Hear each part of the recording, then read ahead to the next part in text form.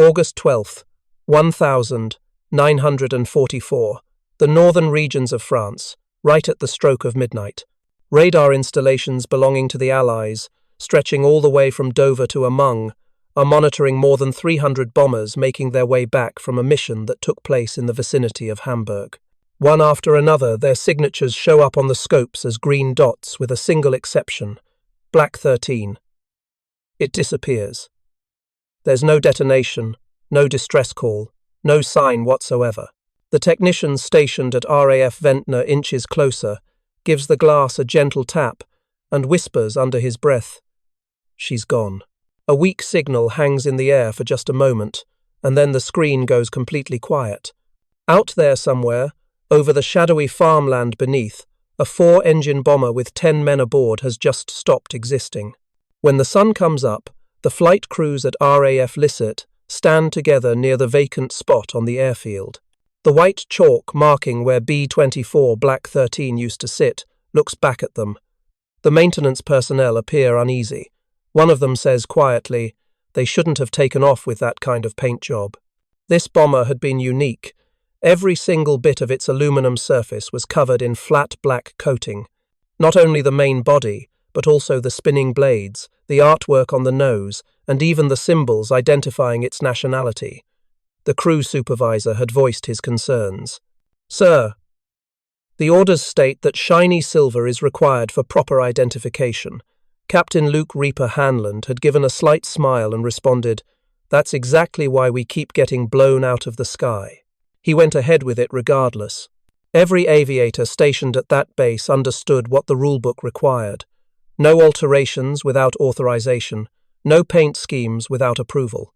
However, for those flying straight into anti-aircraft fire every single night, written regulations couldn't shield them from enemy rounds. Hanlon's team had one goal, to make it back alive, not to follow every letter of the law. And they succeeded for 22 consecutive sorties. They ventured where others crashed and burned. They came home when entire groups of aircraft simply vanished.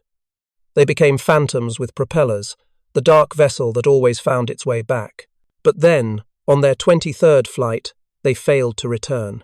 In just a few hours, the stories began circulating like an uncontrollable blaze. Some people claimed they'd been destroyed by fire from their own forces, confused for an aircraft belonging to Germany. Other voices suggested that the opposition never spotted them at all, and they'd pushed too far into territory controlled by the enemy. The most superstitious individuals believed something even more unusual had occurred. Black 13 had dropped off the radar network completely. It had melted into the darkness like a silhouette consumed by its own blackness. By the time the second day arrived, the incident had already transformed into folklore. The aircraft without any shine or glint. The flight crew that ignored the restrictions and even defied the laws of physics. Back at headquarters, the officers were absolutely livid. They coated the entire aircraft in black without getting permission. "Yes, sir," a technician answered in a low voice. They said the coating was the only protection they had. When the intelligence units went back through Luftwaffe interception records from that particular night, they discovered no documentation of radar contact with any plane lacking proper markings. It seemed as though Hanlon's B-24 had travelled through some hidden pathway in the atmosphere, unharmed, unnoticed, and in the end, impossible to trace. For many weeks afterward, search aircraft swept across the landscape. They found absolutely nothing. No site of impact, no debris scattered about, no parachutes discovered, only murmurs from the local French farmers who insisted they'd witnessed a dark silhouette moving soundlessly across the face of the moon just before sunrise. When winter arrived, Black 13 was formally recorded as missing with the cause listed as unknown. However, inside the military quarters, the reality was much more straightforward and considerably more frightening. Hanlon's team hadn't lost their minds.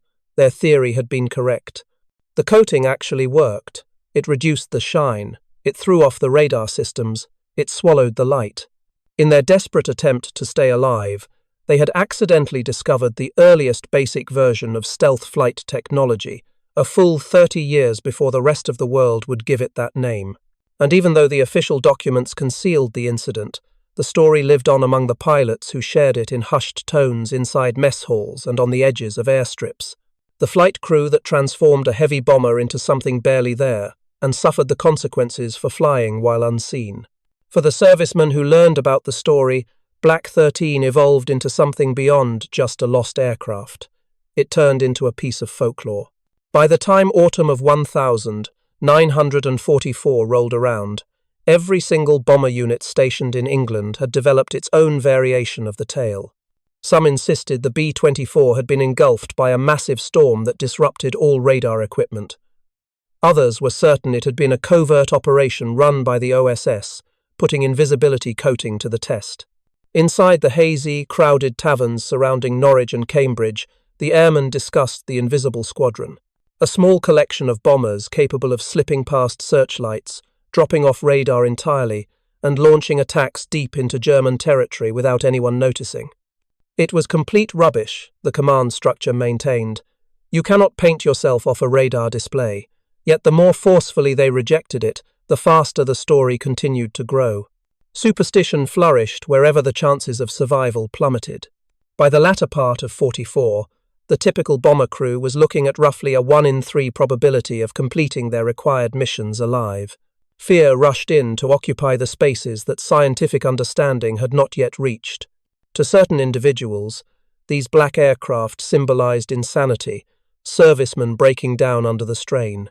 To others, they stood for something else entirely: hope, evidence that making it through was still achievable if you had the courage to ignore the regulations. During mission briefings, the commanding officers laughed it off. We wage war with machinery and order, not with children's stories. But out in the aircraft shelters, the mechanics discreetly mixed flat finish coating when nobody was watching. Some relied on powdered coal, others melted down shoe polish and stirred it into varnish. The rulebook held no weight for men who'd witnessed their closest friends burn to death in broad daylight. One flight navigator who gave an interview many years afterwards stated, "When you've been flying long enough, logical thinking begins to feel like overconfidence. Those black aircraft weren't the product of madness. They came from desperation. And men driven by desperation find ways to survive." However, the more profound reality, the one nobody dared to say out loud, was that something had shifted in the aftermath of Black 13. Radar records started displaying brief interruptions during nighttime bombing runs, momentary dark voids where the signals would drop out for just a few seconds at a time. The analysts attributed it to electronic interference. Still, the recurring pattern lined up perfectly with the flight altitudes and pathways of specific B-24 squadrons that were supposedly experimenting with the black finish method. When the British Air Ministry conducted their review of the documentation, one particular notation caught attention. Unconfirmed, the flat black coating seems to diminish reflectivity when exposed to specific wavelengths. That single line, tucked away inside a folder marked classified. Experimental paint tests was the subtle beginning of a concept that wouldn't fully materialize for decades. Even so, the atmosphere surrounding it remained deeply entangled with folklore. Aviators spoke in whispers about jinxed planes, phantom crews and bombers that went missing because they'd rendered themselves too invisible, even to the forces on their own side. A narrative that had initially started with an act of rebellion evolved into a story of caution. The cost of attempting to manipulate the principles of physics. For the fellow airmen who'd served alongside Hanlon, that story functioned as both a dire warning and a source of motivation. They coated small sections black for good fortune, or smeared ash along the front edges of their wing surfaces. They had no understanding of the underlying mechanics. They simply understood it provided a sense of agency, a method to outwit the probabilities in a conflict that had reduced human existence to pure calculation. Back at Lycée, the ground crew members who'd assisted Hanlon kept their mouths shut throughout the official inquiries. Not a single one came forward with a confession. Yet in the months following that incident, their bombers experienced fewer encounters with enemy fighters. The insane paint scheme, as one colonel dismissed it with contempt, could have been nothing more than superstition, or perhaps it had been legitimate science that the leadership wasn't prepared to acknowledge. For the time being, the folklore remained beyond question. The authorized account stated Black 13 had been lost during combat operations. Unofficially, it had transformed into the most dreaded and respected bomber across all of Europe. Nobody could offer evidence it had ever truly existed. Nobody could prove it hadn't. And within that grey area between terror and verifiable fact, the story of the invisible bomber became more powerful than any documented truth. By the summertime of 1944, the nighttime skies stretching across Europe had evolved into a technological war zone. Radar transmissions, interference signals, and defensive tactics pulsed invisibly throughout the cloud cover, with both sides engaged in a frantic competition to detect the enemy before being detected themselves. The era of traditional aerial combat fought in open sky was coming to an end. At this point, warfare was being conducted by unseen instruments. Germany had brought to perfection the Kammhuber line, a layered network of radar coverage that blanketed the entirety of Western Europe. At the heart of this system sat the Liechtenstein Vogel 202, a nighttime fighter radar installed on twin-engine interceptor aircraft such as the Bf 110. These predators had no need to visually spot their targets. All they required was a faint radar signature, a mere hint of metallic surface bouncing back waves from miles and miles away. The moment detection occurred, anti-aircraft artillery and night interceptors would converge on the bombers within minutes. The Allied response came in the form of overwhelming power. Greater numbers of bombers, increased suppression of flak batteries, additional jamming equipment. But the numbers told an undeniable story. Radar-guided interception had boosted Luftwaffe success rates by 40% in just a single year. The pilots could sense the net tightening around them. Every night, servicemen observed formation lights wink out in abrupt explosions of fire. Fully aware the enemy never laid eyes on them directly, only through their machines. Across the Channel in Britain, a different kind of conflict was taking form. A covert struggle directed by the Special Operations Executive. Their flights, referred to as carpetbagger missions, penetrated deep into occupied French territory, delivering operatives and equipment to resistance networks. These aircraft were covered in flat black finish, stripped of all identifying marks, their engines modified to operate with reduced noise. Their objective was straightforward: transform into apparitions. Captain Luke Reaper Hanlon was not assigned to that particular unit, but he'd become familiar with their accounts, stories of how their dark aircraft appeared to pass through radar displays like spirits from another world. On paper, his B-24 was attached to a daylight strategic bombing squadron within the 8th Air Force. However, nighttime operations were becoming more frequent, mission objectives were changing, and the Luftwaffe's radar reach was locating them even under the cover of darkness. On the base, Hanlon pored over the after-action documentation. Flight crews that maintained low altitude came home. Flight crews that followed predictable flight paths disappeared completely. Radar-directed interceptions were responsible for 3/4 of all casualties. He arrived at a determination that few had the nerve to articulate openly. If radar functions by detecting reflections, then our reflections have become our greatest vulnerability. To the headquarters staff, the solution lay in additional technology. More powerful jamming apparatus, larger chaff deployment systems, specialist-trained personnel. However, to Hanlon, every additional pound of weight translated to slower rates of climb, reduced operational range, and diminished chances of survival. He had no desire for more complex machinery. He wanted reduced reflection. His flight crew believed he'd completely lost his grip on reality when he suggested coating the aircraft in black. "Sir, the command structure will come down on us hard." "The command structure has already sacrificed half of its squadrons," Hanlon shot back. "We're going to attempt something different." The reasoning was basic, yet absolutely ingenious. Radar wasn't some form of sorcery. It operated on mathematical principles. Radio waves reflecting off metallic surfaces. Paint couldn't render a bomber completely invisible to detection, but it held the potential to lower the signal that bounced back. Every single percentage point carried significance when the gap between being spotted and slipping away unnoticed came down to a matter of seconds. The British forces had already demonstrated the principle was sound, although they'd done so very discreetly. Carpetbagger flight crews operating Black B-24S documented significantly lower numbers of interceptions. What made the difference? Their coating soaked up greater amounts of radar energy and dispersed what remained in irregular patterns, leaving enemy operators confused. However, these kinds of operations were kept under wraps. Hanlon possessed no authorization, no official approval, and no assurance his own approach would deliver results. Nevertheless, he moved forward. The ground crew members who assisted him combined industrial carbon powder, aviation fuel oil, and flat finish enamel into a mixture they created themselves. The airstrip carried the smell of chemicals for multiple days. Whenever inspectors made their rounds, the crew threw canvas covers over the bomber and insisted they were doing engine maintenance work. Once those covers came down, Black 13 had arrived. An act of defiance with propellers. That evening, as he positioned himself in front of his newly coated bomber, Hanlon spoke softly to the man who served as his co-pilot. They can keep their radar systems. I'll choose the shadows. It was a declaration that carried both defiance and a sense of prediction.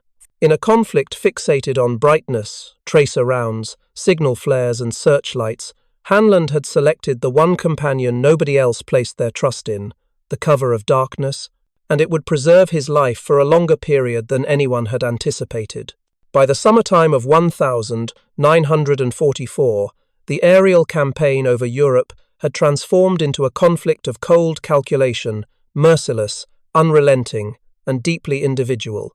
Every bomber flight crew existed according to statistics, because statistics determined who would survive and who would perish. At the briefing tables, the officers had stopped discussing bravery most of the time. Instead, they discussed probability. A daytime bombing sortie carried roughly a 4% likelihood of being destroyed. Complete 25 sorties. And that 4% evolved into something approaching inevitability. The crews developed the ability to perform the dark calculations inside their own minds. We probably have around 6 more flights remaining before our fortune expires. Out of all the Allied casualties that year, 3/4 resulted from radar-controlled defensive systems. Not chance encounters, not surprise attacks, but mathematical formulas. The accuracy of German tracking networks that could identify an unpainted B-24 from a distance of 40 miles away. By the middle of 1944, over 30,000 Allied aviators were either missing or dead, with many falling within just minutes of passing over the French coastline. Every sortie started with an unspoken ceremony, each serviceman placing his hand on the tail section before climbing aboard, as though it could be his final opportunity. And Hanlon, he'd grown weary of being reduced to a statistic. The authorized radar jamming answer, known as the carpet system, had a weight of close to 400 pounds. It filled up the interior space and caused generators to fail. It cost a fortune, was complicated, and couldn't be relied upon. Hanlon examined his bomber, 40,000 pounds of aluminum construction, and identified the genuine issue, the shine. Radar operated on straightforward physics. Radio transmissions rebounded off surfaces that reflected. Exposed aluminum functioned like a reflective surface to the German detection equipment. If those reflections could be soaked up, spread out, or reduced, the radar signals would grow weaker. He wrote out the calculations in his personal notebook. Radar reflectivity equals surface polish multiplied by area multiplied by angle of incidence. His determination was direct and unambiguous. If we cannot conceal the aircraft, we can distort the reflection. That's the moment when the paint concept stopped seeming insane and became something that had to happen.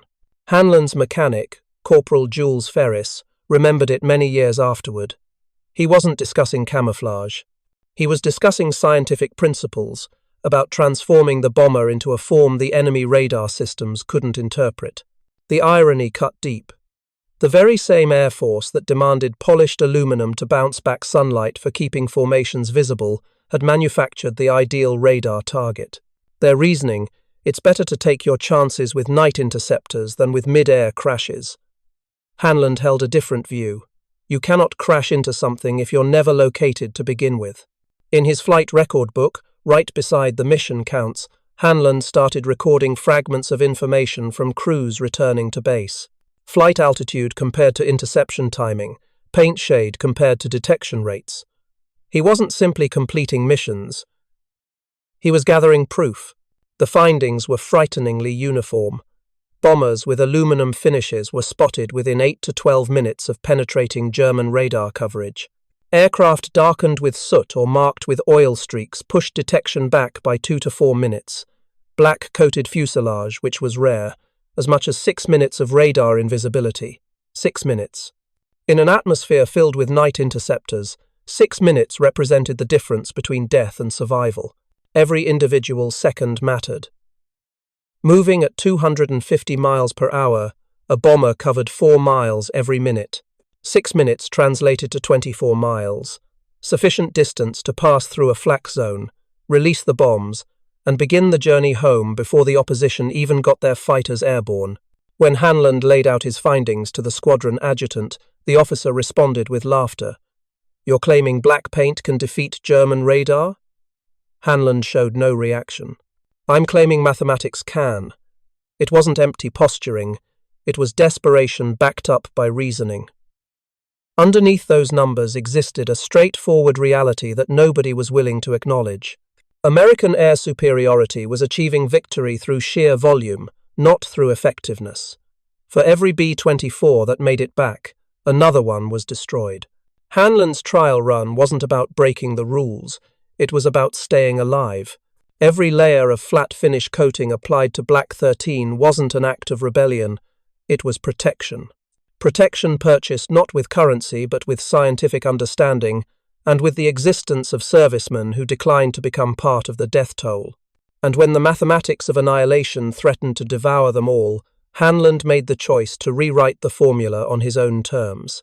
It started out like every other sortie. With one exception, nobody could quite look Hanlon directly in the eyes. When Black 13 moved onto the takeoff strip at Lisset, the ground personnel remained completely silent. Beneath the dim glow of moonlight, the bomber appeared otherworldly, a patch of darkness given physical form. Every inch of surface swallowed illumination rather than bouncing it back. Even the squadron's mascot, a collie they called Duke, wouldn't go anywhere near it. One mechanic said under his breath, "Looks like the devil's own plane." Hanlon ascended the ladder without saying a word. His flight crew came after him, some believers, some doubters. "Sir," the navigator said in a whisper, "if this actually works, we'll owe you a drink. If it doesn't," Hanlon interrupted him, "then there won't be anyone left to settle the tab." The engines came alive with a low, rumbling sound.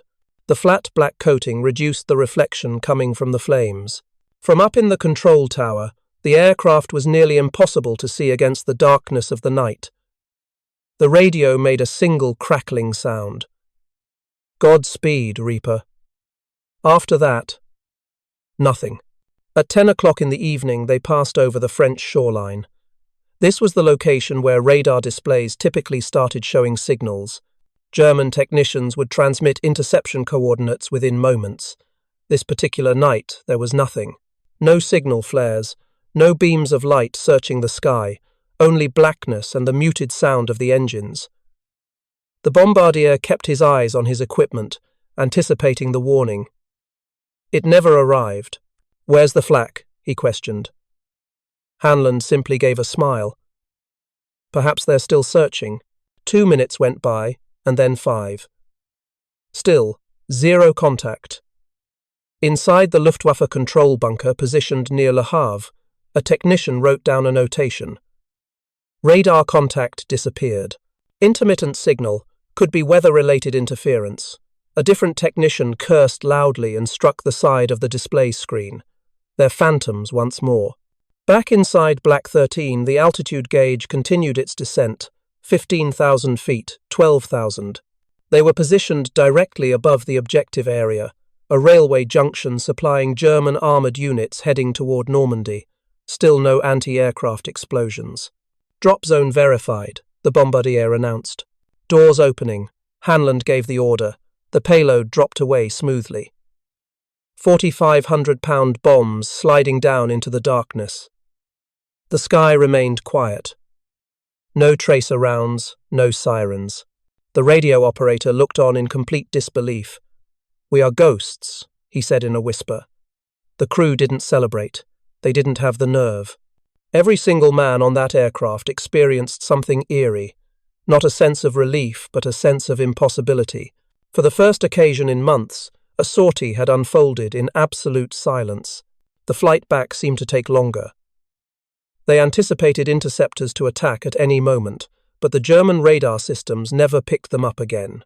They made it across the channel before a single round was fired at them. When they touched down, the control tower was already sending signals with Morse code. A communication from command. Report right away. You never received clearance for takeoff. They departed under fraudulent orders, falsified by a sympathetic adjutant who had faith in Hanlon's trial. Technically speaking, they'd committed an act of treason. However, treason had just returned an entire crew home safely. The following morning, technical specialists from headquarters formed a circle around the bomber. They moved their hands across the exterior, moving their heads from side to side. "Paint cannot accomplish this," one of them stated. Hanlon lifted his shoulders. Then perhaps it wasn't the paint. Off the record, mission documentation revealed a 6-minute radar void at precisely the time frame of their flight path. No German night interceptors were launched. No flak batteries documented any contact. It appeared as though Black 13 had never been present. The news travelled quickly. Flight crews in neighbouring squadrons started stealing paint from storage facilities. Ground crew members created their own formulas. Before long, black markings and flat finish sections started showing up across military airfields throughout England. Silent gestures of resistance motivated by one night's achievement. Official directives prohibited it right away. Unauthorized finishes undermine identification and upkeep procedures. However, the prohibition arrived too late. The concept had broken free from containment. Hanlon understood the trial had been successful, but it had also sealed his fate. The command structure desired control, not unexplainable successes. When he was handed his orders to report to headquarters, his crew pleaded with him to refuse. Hanlon simply gave a smile. "Don't be concerned. They cannot court-martial a phantom." For one short, glorious week, Black 13 transformed into folklore spoken quietly in aircraft shelters and flight tents all across England. Flight crews from the 466th, 93rd, and 448th bomb groups travelled to witness it firsthand. A flat black B-24 that had flown directly through German-controlled airspace without receiving a single bullet strike. To those men, it wasn't magic. It was deliverance. However, to headquarters, it represented an administrative problem waiting to surface. On the 12th of July, 1944, 2 individuals from the 8th Air Force Engineering Command showed up at Lycée. Their uniforms pressed crisp, their documentation boards heavier than the looks on their faces. They posed no questions initially. They simply walked in circles around the bomber, striking the exterior with metal measuring tools, removing a small amount of paint into a container, recording figures like physicians taking measurements on a body prior to dissection. Hanlon waited until they'd finished. "Gentlemen," he stated in a composed manner, "have we done something that violates regulations?" One of them raised his head.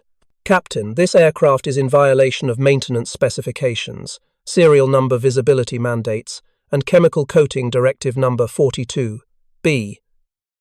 Did it violate German radar?" Hanlon fired back. Nobody provided an answer. By the time night fell, his bomber had been ordered out of service. On paper, it was designated for safety evaluation. Behind the scenes, Hanlon had humiliated a structure that had no way to justify how a small group of mechanics had accomplished what numerous laboratories and millions of dollars in resources had failed to achieve. The irony was both mathematical and merciless. His black coating had performed far too effectively. Evaluations conducted by the engineering division verified the finish diminished radar cross-section by close to 20%. However, the substance, a combination of carbon powder, fuel oil, and flat enamel, held onto thermal energy. At higher elevations, heat-related expansion created microscopic fractures along the aircraft's outer skin. Small splits impossible to see with the naked eye had the potential to grow wider under stress. The coating didn't destroy the bomber directly, but it frightened the technical specialists who had no comprehension of it. They labeled it failure mathematics. The identical characteristics that soaked up radar transmissions also soaked up heat, warping the metal as time passed. Innovative yet unstable, the documentation stated, potentially disastrous under extended use. For Hanlon, it represented both confirmation and condemnation. He demonstrated his theory, and that theory was now concealed beneath technical terminology. At the subsequent briefing, the colonel overseeing operations spoke without hesitation. "Captain Hanlon, the Air Force values your inventiveness. However, we maintain procedures for valid reasons. You'll strip the coating right away." Hanlon's jaw clenched tight. "Sir, you're removing from service what could be the most protected aircraft in all of Europe. You're being removed from service as well, Captain. Starting this moment." The ruling travelled more rapidly than the findings. To the leadership, it had nothing to do with scientific principles. It concerned authority. If breakthroughs originated from the lower ranks, the hierarchy lost its power. Inside the mess hall that evening, Hanlon's flight crew remained seated without speaking. Their achievement, 6 minutes of invisibility, a sortie with absolutely no casualties, held no value anymore. The fresh directive spelled it out plainly. No unauthorized modifications to aircraft exterior surfaces. Mechanic Jules Ferris struck his cup down on the table surface. "We rendered her invisible. They're destroying her because she functioned properly." Hanlon simply gave a nod. "That's the issue. She functioned and she didn't belong to them." During the following several days, ground personnel removed all the coating from Black 13, returning it to standard factory silver. The task consumed hours. The odor of chemical stripper saturated the atmosphere, the sharp chemical ending as the black coating came away in strips. The bomber appeared to vanish, not into the atmosphere this time, but into administrative procedure. When the work was completed, Hanlon made one final walk around the aircraft, his fingertips pulled away, covered in silver. "Shiny once more," he said quietly. "Ideal for radar detection." That same night, the installation suffered the loss of 3 bombers to anti-aircraft fire, all bearing standard finishes, all detectable from 40 miles distance, and even though nobody had the courage to voice it openly, every serviceman who'd witnessed Black 13 Inch's flight understood what the documentation would never acknowledge. The statistics had shifted, but the reality remained unchanged. Progress carried a price, and the hierarchy had determined it was too costly to afford. 2 weeks following Hanlon's removal from flight status, the conflict moved forward into its most violent summer period. Operation Cobra had launched in Normandy, and the 8th Air Force was experiencing devastating casualties over Berlin. The flak zones were packed so densely that experienced crews compared them to navigating through a thunderstorm constructed from shrapnel. Hanlon was meant to be assigned to maintenance responsibilities, documentation, equipment, supply orders, the type of quiet discipline intended to suppress initiative. However, warfare doesn't pause for administrative processes. When a substitute bomber crew showed up lacking pilots and requiring navigational assistance urgently, somebody at Lisset committed an error that would evolve into folklore.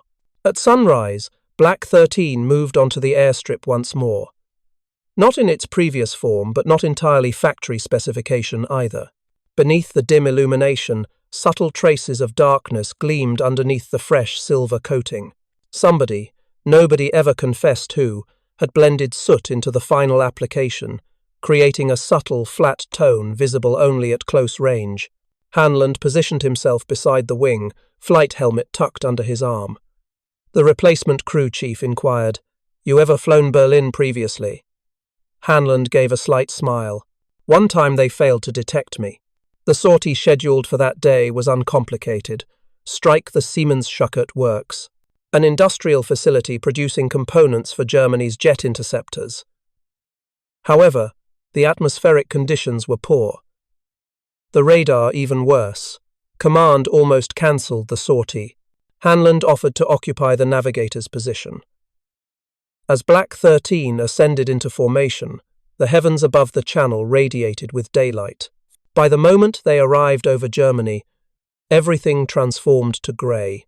Cloud cover dense, atmosphere thick, and electrical discharge flickering throughout the murk.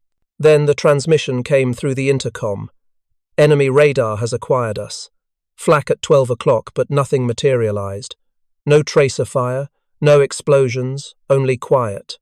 At 21,000 feet, Hanlon corrected the drift calculation by hand.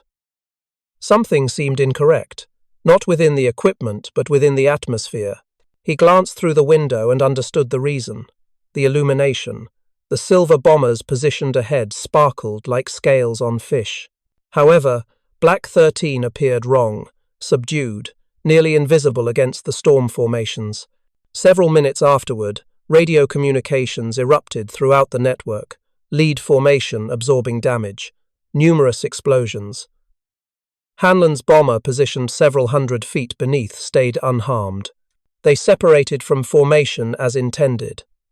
Target in sight, the bombardier announced. Visual confirmation, manufacturing complex, visible. Hanlon corrected altitude once more, 15,000 feet, followed by 14,000. The flak still hadn't located them. Bomb bay doors opened. Ordnance released. Then something remarkable took place. From underneath, searchlight beams cut through the cloud layer, hunting, moving across the sky, unable to see. The German anti-aircraft crews were discharging their weapons without direction, uncertain where the Phantom had originated from. Radar operators near Berlin subsequently documented a disappeared contact. One bomber detectable through optical observation, but absent from radar. The sole explanation provided was atmospheric interference. However, to the servicemen aboard Black 13, it represented something completely different. When they reversed course toward home, they traveled through the blazing skyline, an atmosphere filled with disorder. American bombers were dispersed, chased, torn apart. Yet somehow, Black 13 drifted through without harm. Hanlon offered no words. He simply kept his eyes on the instrument panel, the measurements holding steady, the engines running smoothly. The flight crew maintained silence as well, not from terror, but from a sense of wonder. 6 hours afterward, they touched down safely at Lissay, arriving last but intact. The morning after, a communication came from headquarters. Captain Hanlon is being transferred to administrative responsibilities starting this moment. No recognition, no investigation, only silence. However, among the flight crews, quiet conversations started. Somebody created a small Black 13 marking on a hangar entrance. Somebody else placed a written message. The Phantom continues to fly. By the conclusion of the conflict, every squadron had become familiar with the account of a bomber that dropped off radar, navigated through Berlin's flak without damage, and came back when all voices claimed it was impossible. On the official record, Black 13 was documented as standard equipment, unaltered.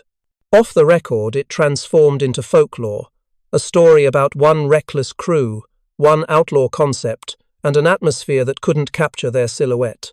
They referred to it as Mission 23. The number by itself created unease among crews, uncomfortably near to superstition, disturbingly distant from the security of a finished tour. For Captain William Hanlon, it was intended to be his final combat sortie, a routine escort assignment for an inexperienced pilot over territory controlled by the enemy. However, nothing throughout Hanlon's service had ever been routine. At this point, the conflict was shifting direction. Allied armoured divisions were pushing through Normandy, and the Luftwaffe was engaging in frantic resistance.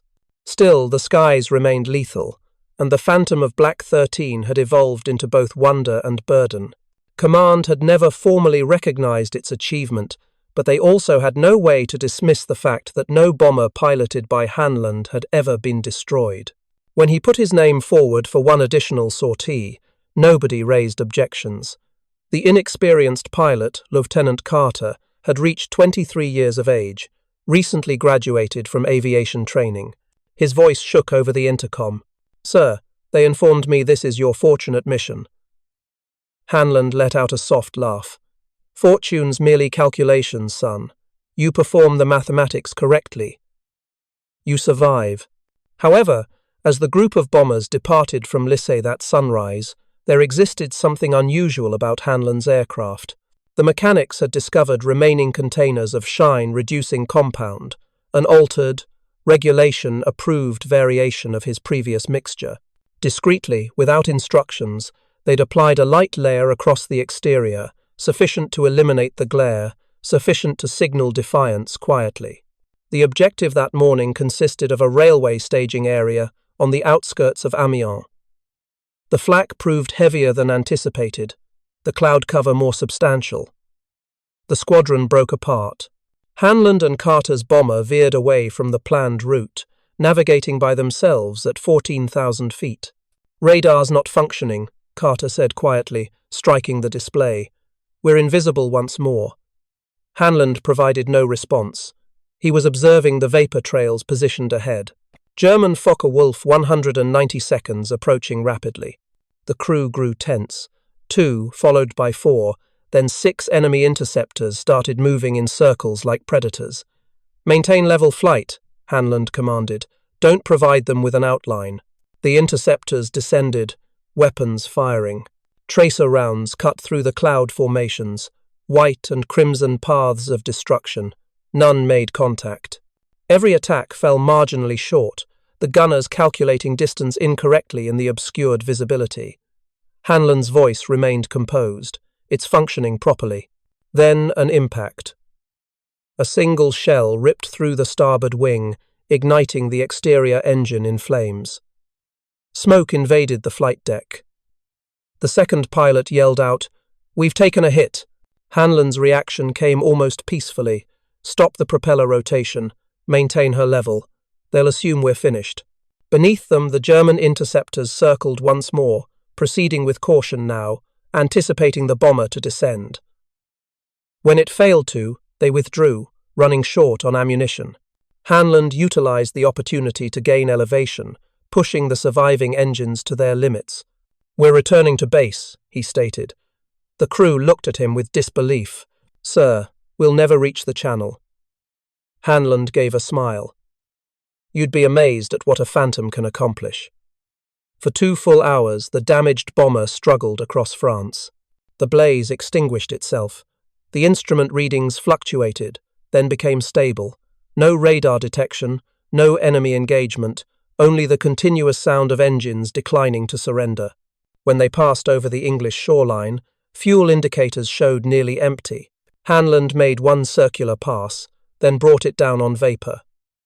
The undercarriage gave way upon contact, but every person exited safely. The ground crew raced toward the burning wreckage, calling out loudly. Carter glanced backward at the scorched exterior, moving his head in disbelief. "Sir, that's impossible." Hanlon ignited a cigarette, released the smoke in a measured way. So was coating that could render you invisible. That marked his final sortie. 14 days afterward, he received transfer orders to supply operations, his service record noted as unconventional, yet productive. Black 13 was dismantled discreetly for spare components. However, the account refused to fade away. Throughout installations in England, flight crews started referring to damaged bombers that managed to return home as phantom vessels. Some insisted Hanlon's method was handed down to technical specialists working on radar-absorbing finishes many decades afterward. Historical records never documented it as breakthrough innovation, merely as folklore. However, among those who experienced it firsthand, the calculation was straightforward. One individual's refusal to comply had transformed terror into scientific understanding and hopelessness into staying alive. The concluding notation in Hanlon's flight record stated, Mission 23. Flight crew came back unharmed. Aircraft stayed intact. Sufficient evidence. By the autumn months of 1944, the conflict had transformed. However, William Hanlon remained unchanged. He continued to hold the conviction that breakthrough thinking wasn't created inside laboratories or through official committees, but inside aircraft shelters beneath oil-covered palms and through exhausting nights without rest. Still, while his fellow officers were receiving decorations, Hanlon received nothing but quiet. The Air Force had no idea how to handle him, an individual whose exceptional ability humiliated the authority structure. He received assignment to aircraft salvage operations, a courteous banishment that maintained his absence from public attention. Every 7 days, crippled aircraft struggled back from France, their wing surfaces torn to pieces, their bodies charred. Hanlon moved through the salvage yards at first light, moving his fingers across the damage marks in the metal. To other people, they represented ruined machines. To him, they represented evidence. In the cold of autumn, one of the less experienced mechanics came up to him. "Sir, is the story accurate that your bomber was undetectable by radar?" Hanlon offered a slight smile. "Not invisible, simply misinterpreted." He never elaborated further, but that brief reply travelled through the installation more rapidly than any tale of heroism. By the Christmas season, half the mechanics throughout East Anglia were reducing shine on paint using soot and fuel oil. Hanlon Finish, they named it. The commanding officers despised it.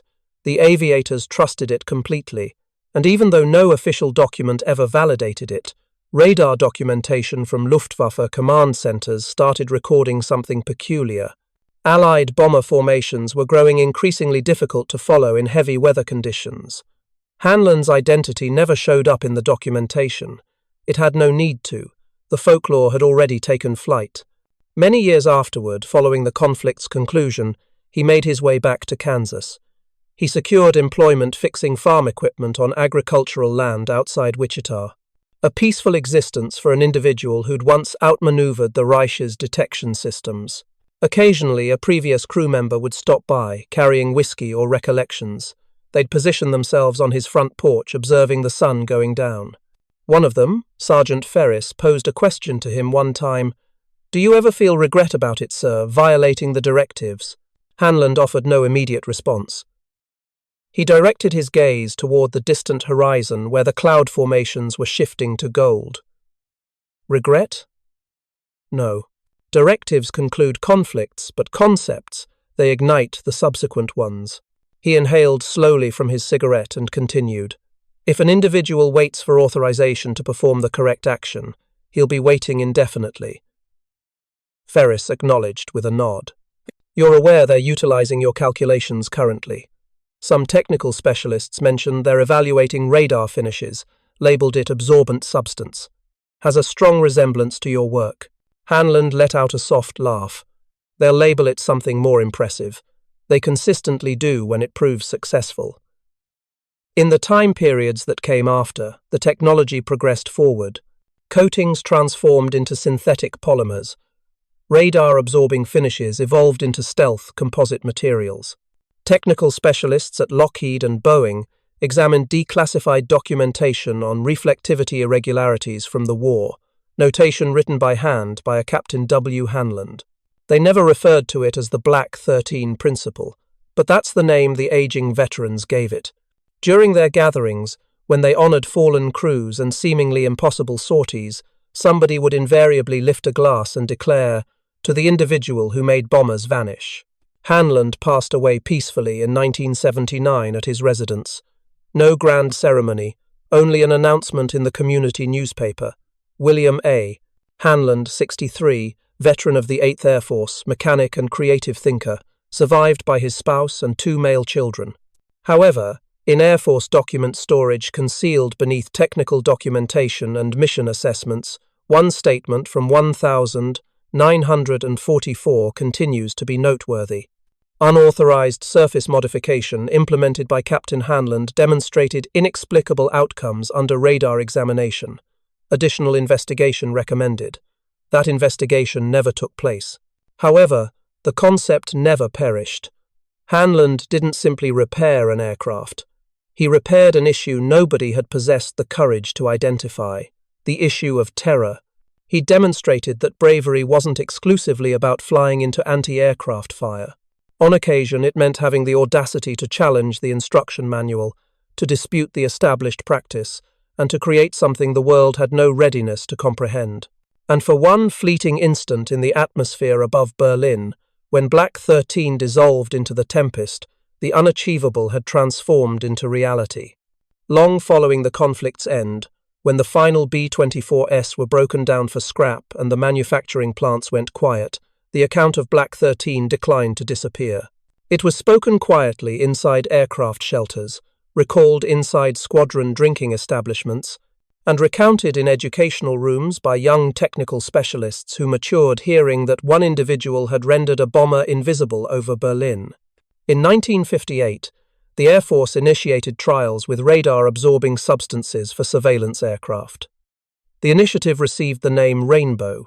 Within the materials consulted was an obscure 1,944 field documentation titled Observations on Surface Reflection Reduction. Captain William Hanlon. Nobody in the newer generation understood his identity, but his mathematical work continued to exist. Proportions of pigment concentration, soot mixture, and field angle evaluation. What had previously been rejected as unauthorized experimentation had now become a foundation of contemporary stealth principles. Technical specialists at Lockheed Skunk Works, the origin point of the U-2, and subsequently the SR-71, would rediscover the identical principle Hanlon had uncovered through happenstance. That on occasion the most effective concealment wasn't shade, but absence, the technique of eliminating illumination. They named it optical diffusion. Hanlon had labeled it practical reasoning. In the meantime, in the modest Kansas community where he was laid to rest, a collection of community veterans submitted a request to install a modest memorial marker at the county aviation facility. It stated simply, "To Captain William Hanlon, who maintained the belief that concepts travel greater distances than commands." His spouse Margaret was present at the ceremony with their male children. She remained quiet as the community honor detail gave their salute, then said softly, "He never shared with me the details of his actions. Only that one particular day he caused the atmosphere to pay attention."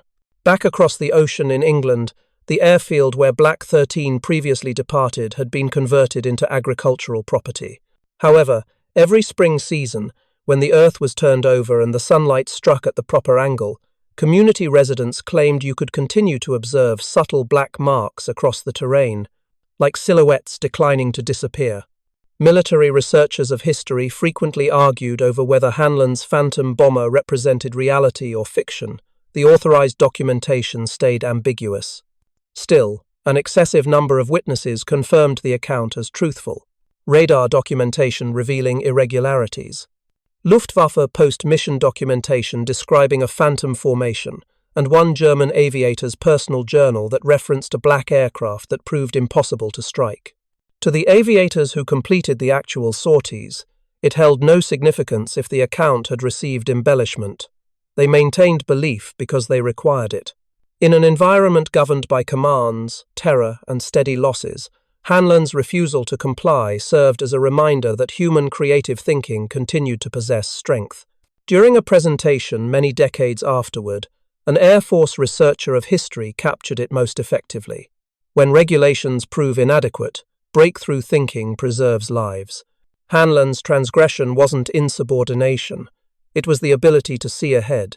Even the term stealth, which emerged during the Cold War, carried obligations to his spirit.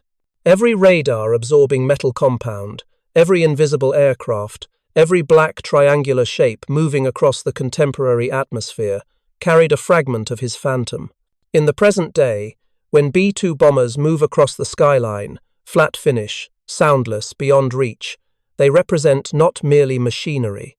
They stand as the successors of a concept created in a modest English airstrip beneath a solitary weak lamp, where one mechanic combined soot into coating and declined to request authorization. Hanlon's inheritance isn't recorded in decorations or formal recognitions, it's recorded in the mathematics of staying alive. The mathematics that declares one individual possessing bravery and a basic tool can modify the direction of historical events, and perhaps that explains why his folklore continues. Because in a conflict characterized by annihilation, William Hanlon constructed something no projectile had the power to eliminate: conviction. As the veterans from his time period gradually passed away, one expression continued to show up on gathering banners and remembrance structures. For those who navigated through the tempest, and for the individual who caused the tempest to hesitate, in the final analysis, Hanlon didn't modify the principles of physics. He modified how things were perceived.